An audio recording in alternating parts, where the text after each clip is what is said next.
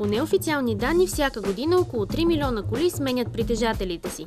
Това се дължи от една страна на прекалено големият брой коли втора употреба, а от друга на постоянно нарастващото предлагане на нови автомобили. Покупката на употребявана кола от физическо лице крие по-големи рискове, отколкото в автокъща, където често получавате гаранция. Повредите ги има и съпътстват покупката на автомобил втора употреба.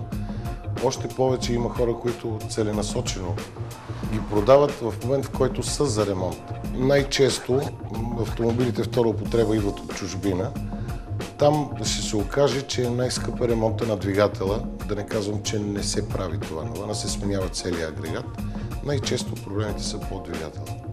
И тъй като понякога външният вид лъже, трябва да проверим задължително и състоянието на колата под капака. Иначе ремонтът може да се окаже доста скъп. Елементарно е.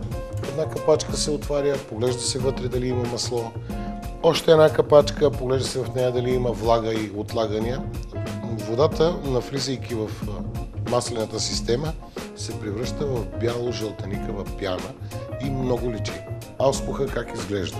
Това е нещо, което е показателно за състоянието на двигателя в този момент.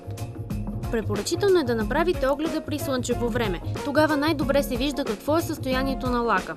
Огледайте внимателно калниците и вратите. Откриете ли различия, попитайте продавача за причината.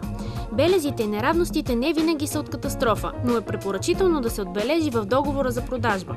Проверете също и връзките между вратите, калниците, капака на мотора и багажника. Там най-ясно се разпознават следи от предишни происшествия. На пръв поглед първо е визията, как изглежда колата. Ако има травми по нея, то личи. След това, отваряйки отсека на моторния отсек, две са нещата, които крепат цялата кола, казват се рогове на наш жаргон. И ако имало сериозни удари, то неминуемо личи там. И въпреки, че преди да стане дума за шофиране, трябва да се закупи автомобил, се поинтересувахме кой избира по-прецизно колата си – мъжете или жените. Жените са по-добри клиенти. По-добри клиенти през моята призма така изглеждат нещата, защото жените не разбират. А мъжете, мислейки си, че много знаят и разбират, често правят грешки. И аз лично предпочитам клиентите ми да са жени. Явно криза в автомобилния бранш няма. Последните данни показват, че българина без кола не може. Затова би било добре, когато купувате автомобил, да ползвате мнението на техник.